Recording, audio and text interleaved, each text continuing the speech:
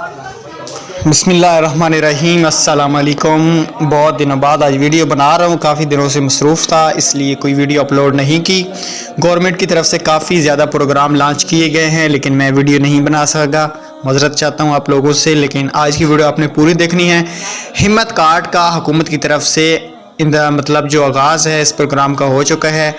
Social welfare ने इस programme में हिस्सा डाला है और ये इस प्रोग्राम को चलाएंगे सोशल वेलफेयर वाले।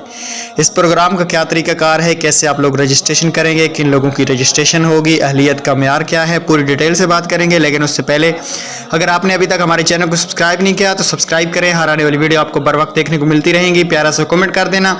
इस प्रोग्राम के मुतालिक आपका कोई भी सवाल है तो आप कमेंट्स में कर सकते हैं। चलें आज की वीडियो को शुरू कर लेते हैं।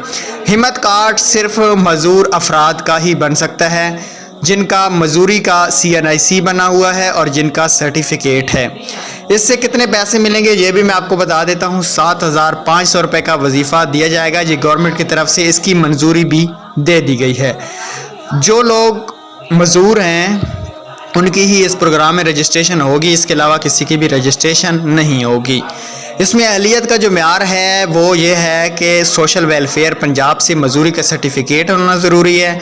मजदूरी सर्टिफिकेट के मुताबिक काम करने की अहलियत ना रखता हो, कोई सरकारी या गैर सरकारी मुलाजिम ना करता हो, किसी भी सरकारी स्कीम से माली इमदाद ना ले रहा हो, BISP का जारी करदा PMT स्कोर रखता हो, 37 से PMT स्कोर भी उसका काम होना चाहिए।